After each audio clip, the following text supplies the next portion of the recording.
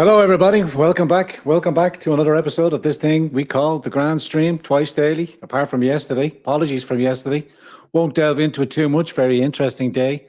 Maybe you can read about it in my memoirs one day. But apologies for yesterday, but we crack on. Lots to get through. Lots to touch in with you this morning as we wait to see if anybody wants to come and join the Grand Trino. Last night, we understand that YouTube was down worldwide. I believe there were snippets of information that they obviously tried to shut down. I will touch upon it briefly. I will allude to it, but I do have 3 articles lined up that I want to get through in quick succession. I'm sure you'll see that they kind of tie into each other. The first of our articles is a 10-minute read. Then we're going on to Richard Dellingpole's Breitbart. And then we will finish up with a Klaus Schwab on the World Economic Forum. I appreciate not many people are aware, probably presume that we are not broadcasting, but I'm going to crack on and then I'm going to try and upload this to YouTube after the fact. Given everything we know is happening. Good morning, Nikki. Oh, look, giving me jip because I'm a little bit late. You're on time for once. I appreciate that. Good morning, Nikki, joining us over on Periscope. Like I said, we're going to get through these couple of articles in quick succession. It's changing bit by bit. As it stands now, I'll just give you my brief overview. President Trump's count has now risen to 73 million. It indeed seems that one of the federal state legislators in Pennsylvania has called the election there fraudulent and asked for a complete audit of the Pennsylvania vote. That's going to drag it out for a couple of more weeks. But as I reiterated and I said to you in previous posts, this is a process. This is going to take time. But I said the ultimate conclusion, I believe, that it will bypass the Supreme Court and it will go to the House of Representatives. I remind you, I think the situation as it currently stands is that the Republicans have up to 36 seats and the Democrats have 19 seats in the House of Representatives. Each Senate from each county gets 1 vote. So ultimately, just because of the process and the process to play out, there's going to be a lot of tears. There's going to be a lot of salt mining. So brace yourself. We did say process, the rule of law. Just because someone smashes open a bottle of champagnes and declares themselves president-elect and the media cries out and says, yay, we have our candidates, so shut up and like it, or else there will be violence. There will be violence anyway. This is going to be a tsunami of salt mining and liberal tears yet to come, but we back off, let the process take its due process, as we say. I'm going to jump in and get straight into the first of the articles I want to bring to your attention. We're going to start off, as I say, with this one here from Pennsylvania. It's only a quick one. Pennsylvania rank and file lawmakers demand legislative audit before certifying election results. House lawmakers in Pennsylvania General Assembly are demanding a legislative-led audit of the 2020 election before the state certifies the results. The calls come after House Speaker Brian Cutler, Republican from Lancaster, and the Senate Majority Leader Jake Corman, a Republican senator, told reporters that the newness of Act 77, the 2019 law that expanded mail-in voting privileges to most residents, combined with inconsistent courts, leaves a cloud of uncertainty hanging over the state's 20 electoral votes.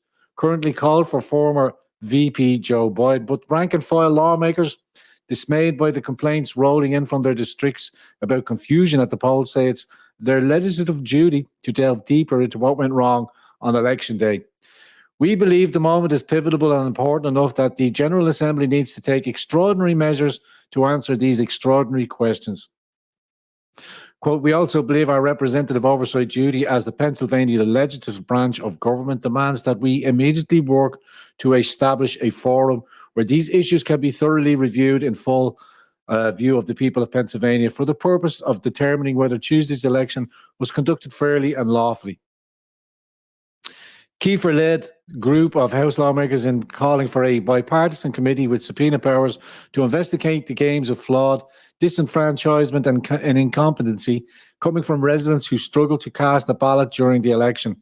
Public sentiment and the sheer volume of lawsuits filed both before and since the election warrant such investigatory action, she said. Our constituents are demanding concrete action, and it is our firm conviction that we must take these steps to ensure public trust in our electoral system.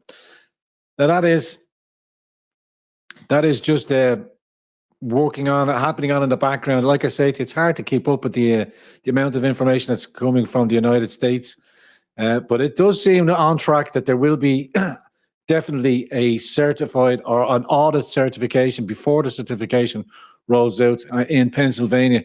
Other areas, Arizona, I believe, is turning back red again as President Trump's leads, as some more and more ballots are being cast aside. And this race is not over yet. But as I say, I want to hone down and focus on these couple of articles, and we'll springboard straight in to this next one here. This came to my attention a little early this morning, so I think it's important we read this one out for us. This is the longest of the two, so please or the longest of the three. So please bear with. We get through this one. There's offers some ideas on how to resist the new totalitarianism. Let's jump straight into it. This from unheard.com. How to resist the new totalitarianism from Niall Gooch. In late 2018, a woman called Christy Higgs was sacked from her job at a school in Gloucestershire because of comments made on her private Facebook page. In her own time concerning sex education in schools, last month an employment tribunal upheld her dismissal on the grounds that her employer believed that her posts, quote, might reasonably lead people to conclude that she was homophobic and transphobic. The tribunal flatly denied any link between her Christian convictions and the school's decision to sack her. A remarkable piece of sophistry, clearly intended to avoid the findings that Miss Higgins had been dismissed because of her religious beliefs, which she quite plainly had been. Days later, it was reported that the Metropolitan Police were investigating Darren Grimes, the Conservative activist, because of a racially insensitive remark made by Professor David Starkey during an interview on Mr. Grimes' YouTube channel at the end of June. In the United States, meanwhile, the company Yelp, whose website features crowdsourced reviews of millions of businesses, announced that they were introducing a new feature on their website, a, quote, business accused of racist behavior alert, which will be accompanied by a link to a news article where they can learn more about the incident. All of these stories broke while I was reading Rod Drewer's new book, Live Not by Lies, a manual for Christian dissidents. These were immediately followed by two further developments from the other side of the Atlantic. First, Webster's online dictionary responded to a manufactured row over Amy Coney Barrett's use of the phrase sexual preference by changing the entry for the word preference to state that it was an offensive term when used in connection with sexual orientation. On the very same day, it became clear that Twitter was refusing to publish any tweet linking to a story in the New York Post concerning corruption allegations against whereas Walid, son of the US president candidate Sleepy Joe. In praise of the best decision, all of this. I actually must have jumped onto a different article there.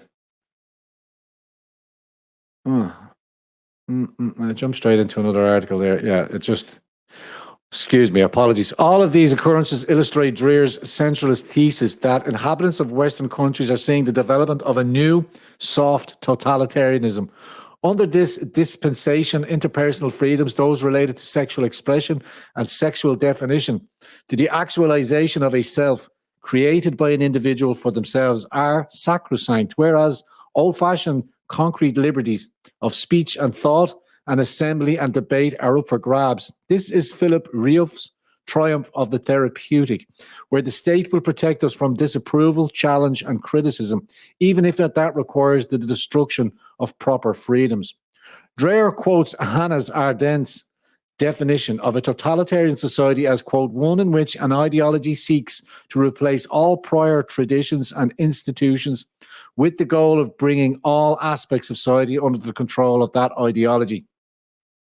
This can be distinguished from authoritarianism, where a state aims to monopolize political control but does not seek a more thoroughgoing and intrusive transformation in its citizens' worldviews and habits of mind.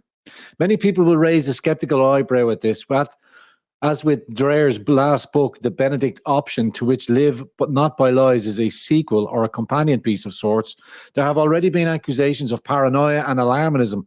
However, the evidence he marshals is compelling and hard to rebut.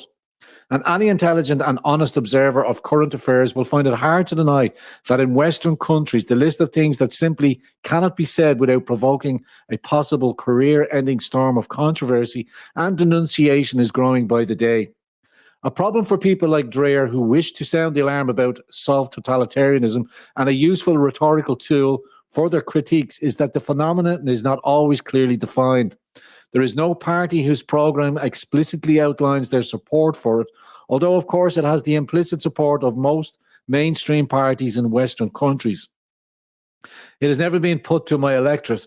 There is no Mein Kampf or Little Red Book for this movement, if indeed it can be described as a movement at all. It is hard to define and hard to pin down despite its vast powers.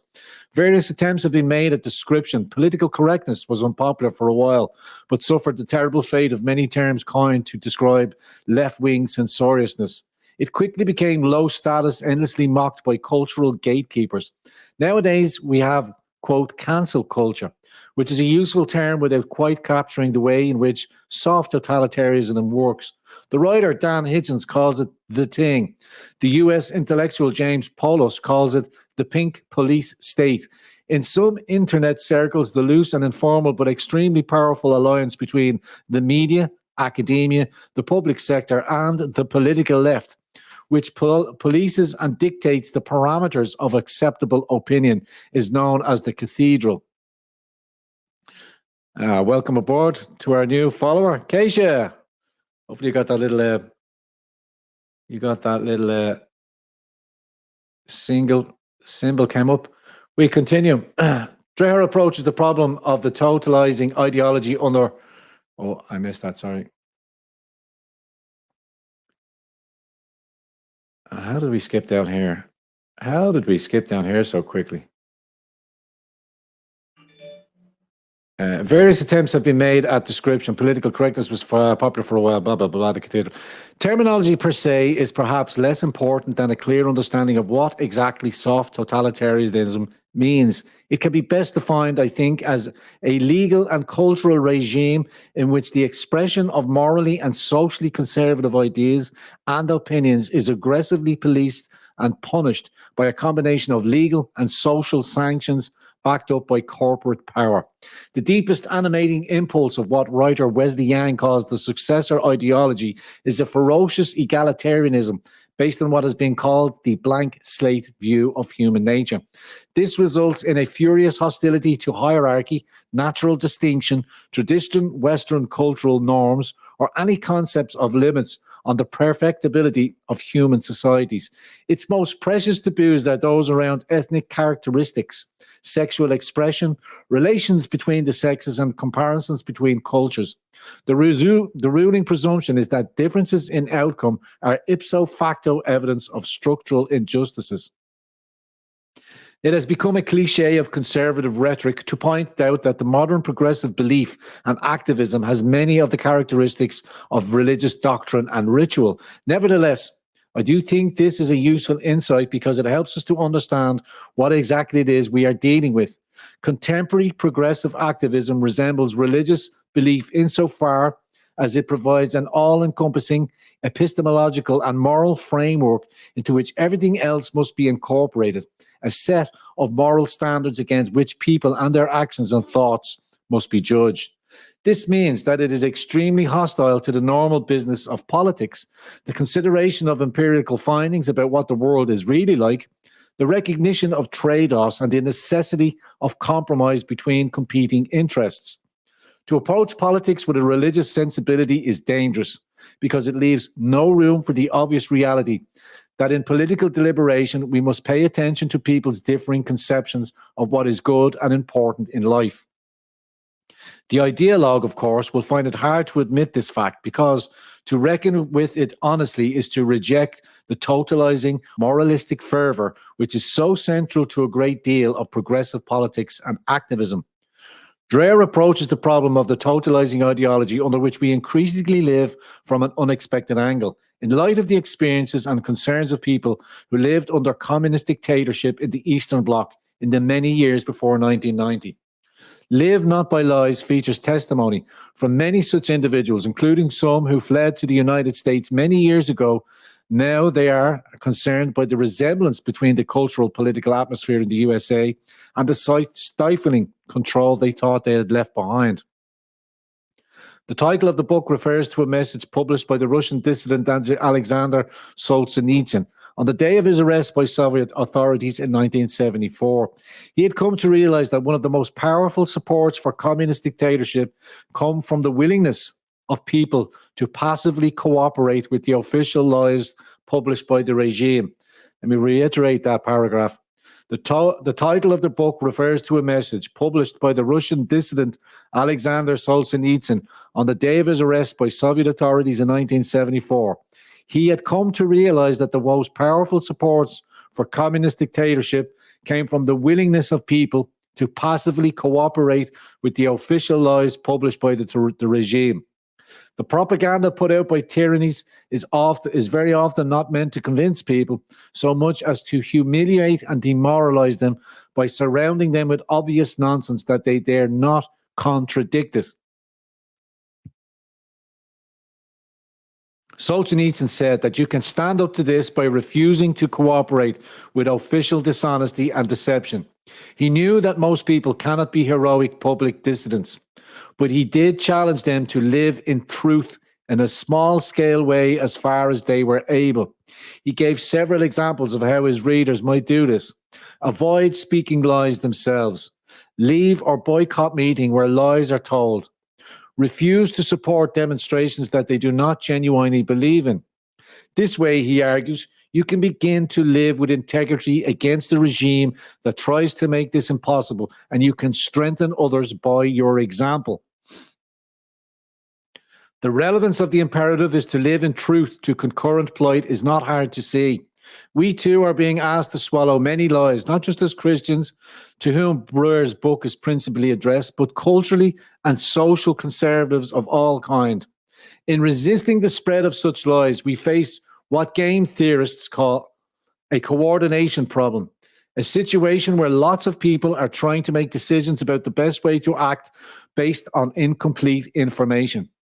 Perhaps other people in the meeting also think privilege theory is mostly nonsense or have read the papers debunking the science behind implicit bias training or believe that ethnic minorities don't need to be patronized with special treatment.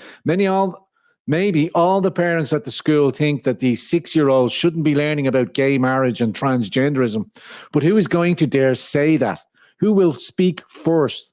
Solzhenitsyn has the antidote. We must speak up. We must be willing to take the risk and bear the cost. This is easy in theory and much harder in practice. For many of us, resistance in these areas is liable to affect professional advancement and prestige, even our ability to earn a living altogether. It may lead to social ostracism and rifts with family and friends. Equally, we must ask ourselves whether we can live with the alternative of compliance and endless white lies and ultimately the surrender of all public space to fanatics and those willing to bend to them. There is a certain bracing comfort in having the choice presented so starkly. Dreher's book is sobering and clarifying. As I put it down, some words from Elvin Waugh's Sword of Honor trilogy came to mind. Quote, "The enemy at last was plain in view, huge and hateful, all disguise cast off. It was the modern age in arms." And I'll drop that article into the description section on the YouTube when I upload to the show afterwards. So I'm not unsure if YouTube is back just yet, but if in the meantime it'll be held here in Twitch and DLive, and I will tweet out the 3 headlines this morning. So follow me over on Twitter, and if you haven't already followed me over on Instagram, I am doing daily, and I have been doing some lunchtime tea chats with the folks over on Instagram. So do come over and join us there. If you're not on Instagram, links are in the description box over on YouTube as well. But I think that's a very enlightening argument. Something that this platform has advocated is to act within honor, is to speak your truth and hold your truth and be an example to others so that we can push back to the lies and the dishonesty that is being pushed in this soft totalitarian crush that is being pushed on us. We now see here in the Republic of Ireland that there is talk now that there's going to be rolling lockdowns. We're going to go from level 3 to level 5 because of the effectiveness of level 5 lockdowns. This is a complete nonsense.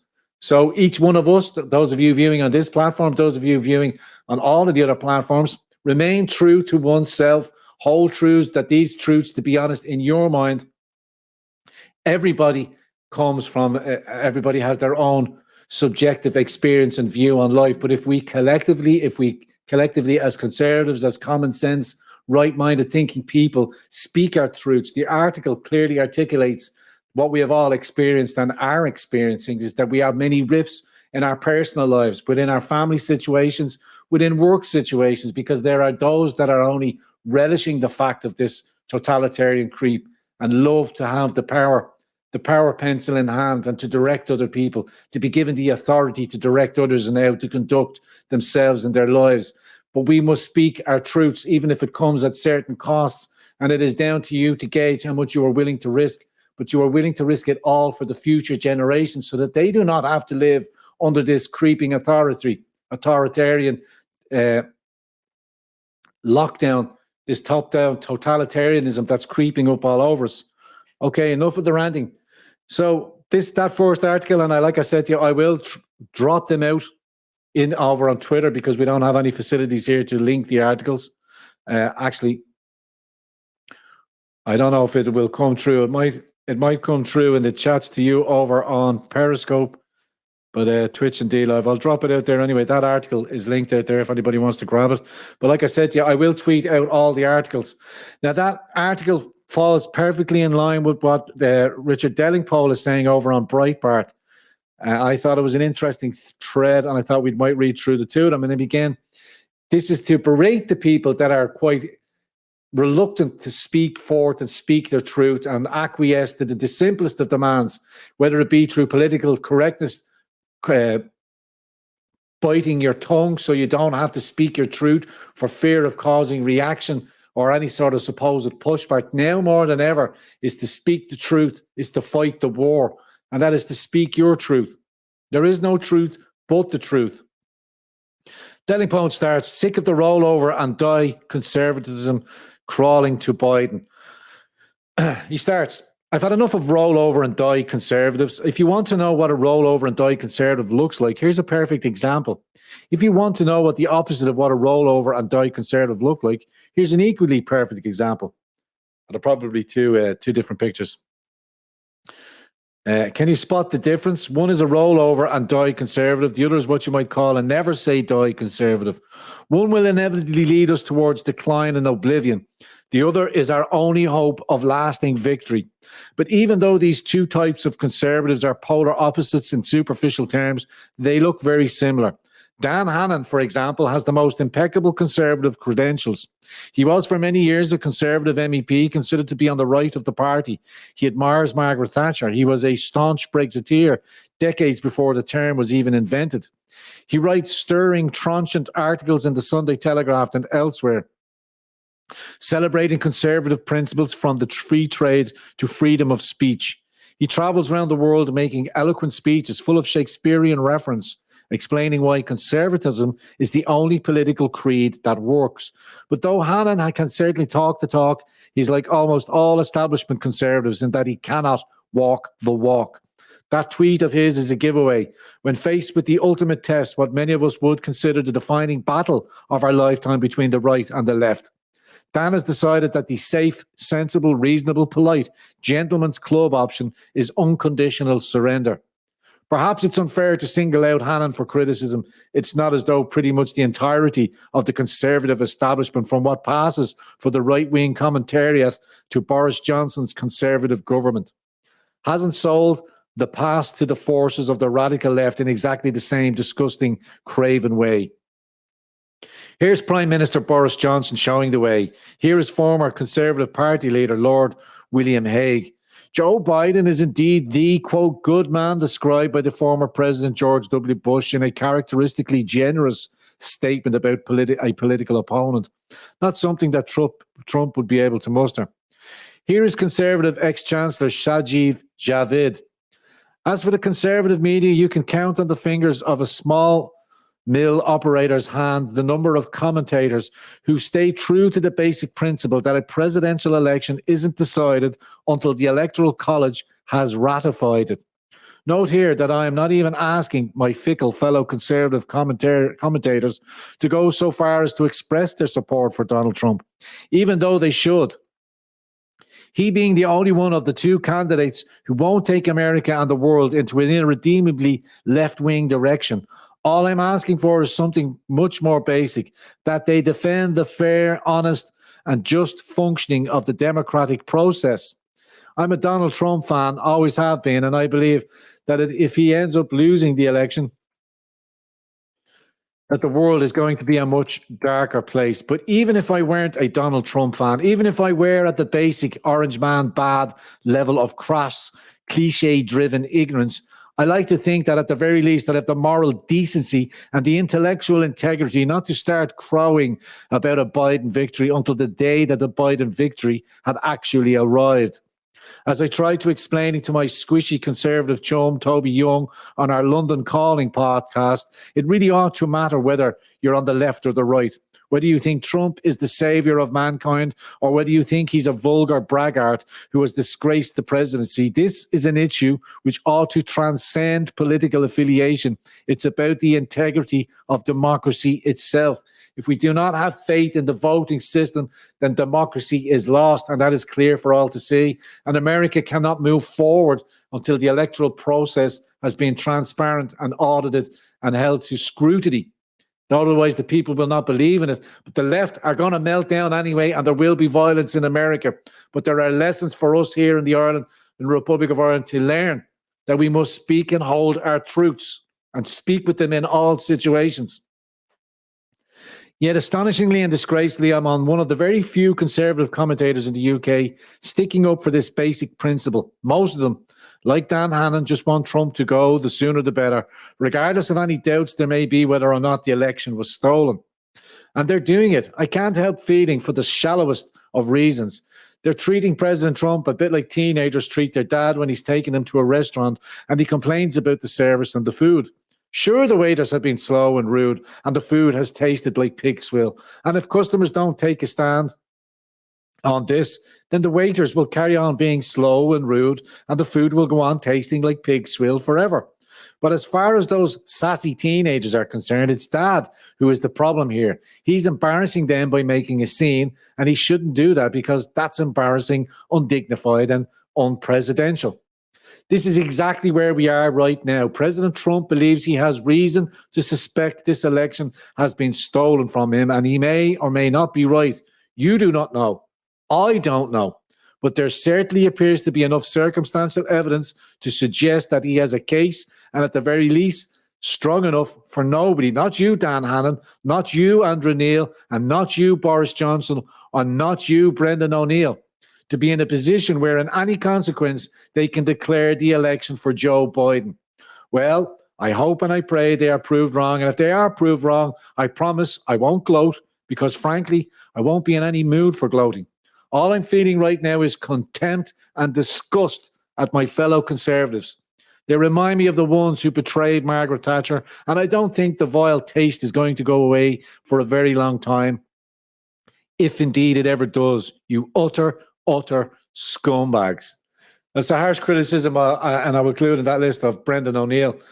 But again, we must not acquiesce to the fact that just because they are declaring president-elect in his mock-up mimicry briefing office and condoning, they are trying to frame it and narrow it, but it is not so till it is officially declared so.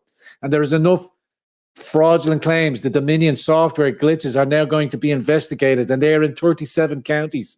There is an audit of Pennsylvania. There is clear available evidence of voter frauds, tangible and widespread, and it must be investigated. At the very least, whether you're on the left or the right, the process must be verified and transparent for those of everybody to have faith in it.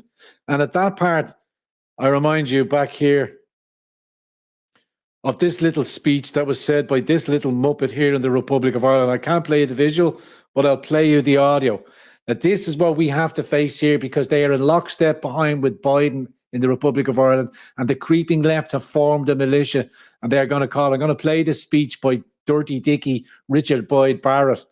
And apart from the stuttering incoherences and nonsense, they are going to go down the very same lines that the Democrats, and I point out Ocasio-Cortez, who is making lists, and that people of conservative bents, or people that follow Trump, or people who are common sense minded, that they should be put on lists, that they should be excluded from polite society. That is the very start of it. People, we are living in very dangerous times where this rhetoric cannot go unchallenged. And it is incumbent, now it is important enough for each and every one of us, for our children's future, to speak and hold our truths as evidence and stand beside them with conviction. That is all I can say on that. But if you're going to listen to this craven little minion of the establishment from public school education to speak to the working class, and how we must come together for diversity and put our own on the streets unchallenged, the right is not going away. Common sense will never go away. And we hold these truths to be true. And it is a major blow against the forces of the political far right, who were emboldened by his toxic agenda, including small but growing forces of the far right in this country. But if Trump is down and the far right are down, they are not out.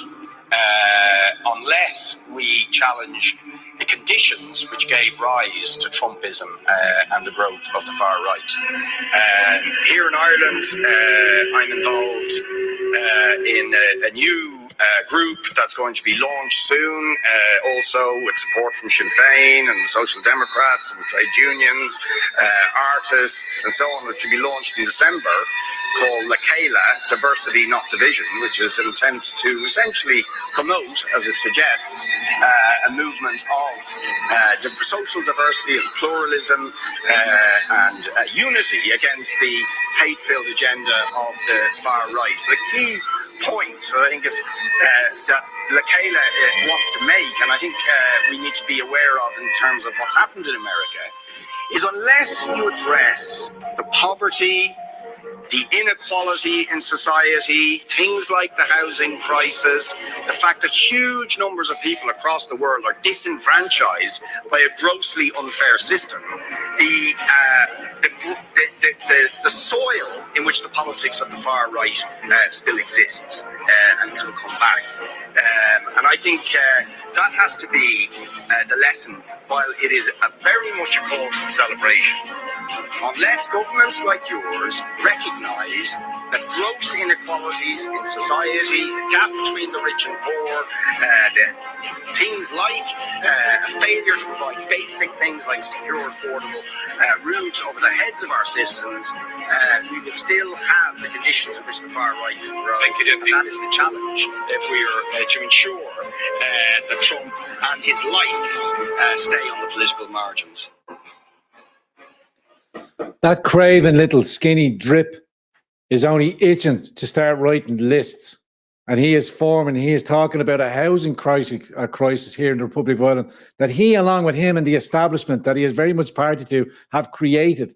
But Richard Boyd Barrett, PBP, Sinn Féin and the rest of them are concerned about the world's politics or the world's population sleeping on the streets of Ireland, when the only people that matter are the people of Ireland.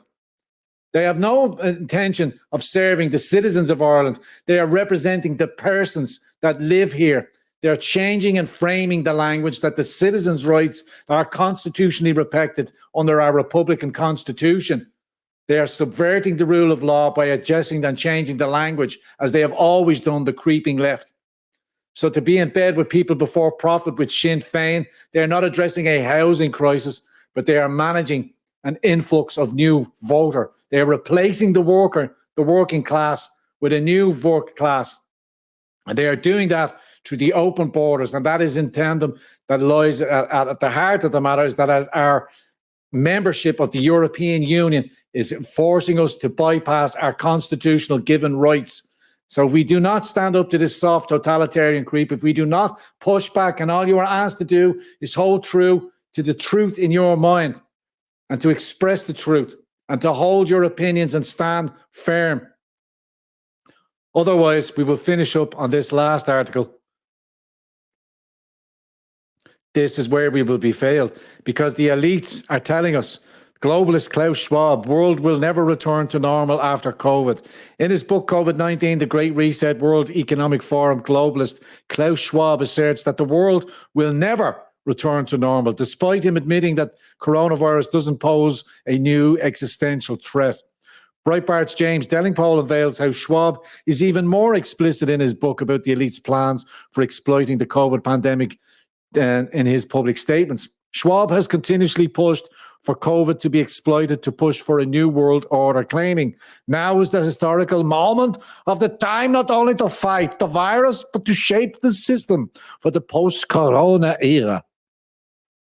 However, he goes further in the book, making it clear that the financial elite will never allow life to return to normal, suggesting that rolling lockdowns and other restrictions will become permanent. Many of us are pondering when things will return to normal, Schwab writes. The short response is never. Nothing will ever return to the broken sense of normalcy and prevailed prior to the crisis, because the coronavirus pandemic marks a fundamental inflection point in our global trajectory. No, it doesn't. The globalist makes this assertion despite admitting that the threat posed by COVID pales in comparisons to previous pandemics. Quote, unlike certain past epidemics, COVID-19 doesn't pose a new existential threat, he writes. Schwab makes clear that the fourth industrial revolution, or the Great Reset, will fundamentally change how the world operates. Quote, radical changes of such consequence are coming that some pundits have referred to as before coronavirus BC and after coronavirus AC. See, even replacing religious terminology, because they are becoming their own gods in their eyes. But we, the citizenry, we, the masses, can push back and say, no, we reject your future plans. We will continue to be surprised by both the rapidity and the unexpected nature of these changes as they conflate with each other. They will provoke second, third, fourth, and then more order consequences, cascading effects and unforeseen outcomes, he writes. As Delingpole explains in his column, the Great Reset merely represents a repackaging of the old globalist agenda, which has been stuttering over the last decade, namely technocratic dictatorial rule by a tiny elite, the, quote, Green New Deal, the gradual abolition of private property, a guaranteed minimum wage that will see jobs replaced by robots, a crackdown on personal liberties, and curtailing freedom of movement. As we previously highlighted, and the idea that the world will never return to normal post-COVID is being pushed by the establishment across the board. A senior US Army official said that mask wearing and social distancing will become permanent, while CNN's international security editor Nick Payton-Walsh asserted that the mandatory wearing of masks will become permanent, just part of life, and that the public would need to come to terms with it. Well, ladies and gentlemen, I wanted to roll those three articles in. There is hope on the horizon. The process is playing out.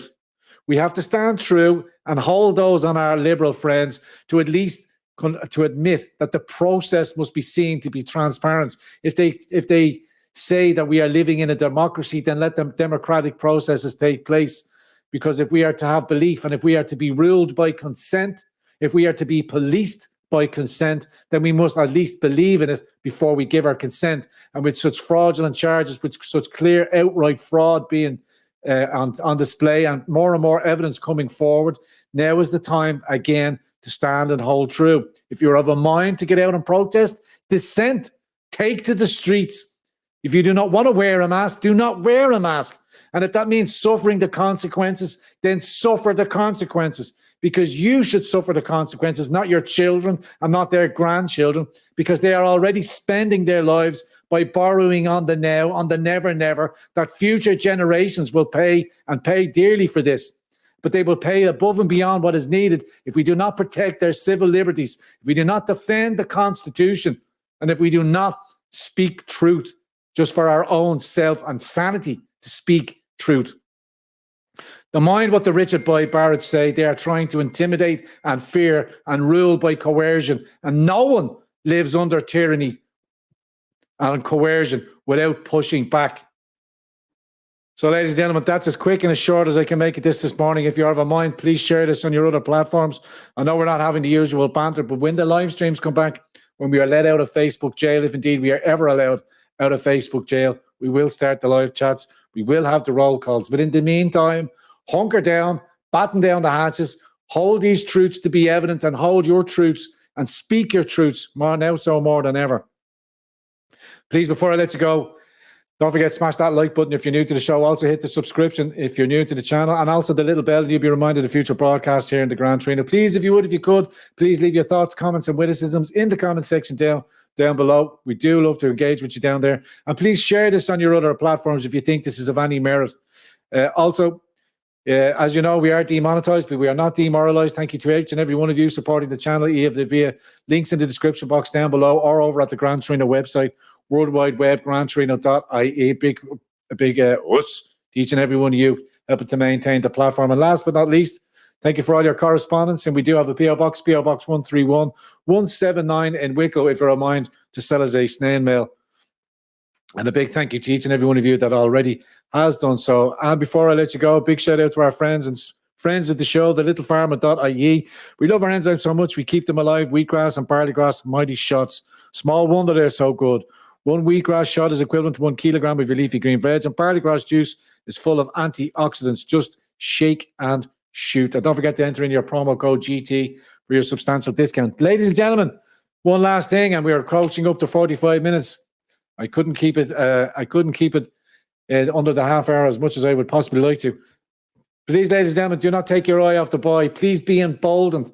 Please understand, even though we are now living under a soft tyranny, that we still have a chance to push back. People are waking up in their droves. The press have jumped the shark. By electing president without proper certification, they have shown and exposed their true sense. Each and every politician that is congratulating Biden now is complicit because they understand how this works, because they understand how the processes are expected to play out. And I guarantee you, if it is allowed to play out in full, we will have a second term of President Trump, and we will have a chance to avoid the Great Reset and push back and find out the fraudulent actors in our media, our academia, even in our judges class now, with threats of Seamus Wolf being impeached. He will not be impeached because the establishment will never allow for any accountability to be held, because if one of them is held to account, then the rest of them will be held to account. Ladies and gentlemen, enjoy the rest of your day, and I'll see you hopefully later on this evening. Look out for posts from me, and keep the faith. Us.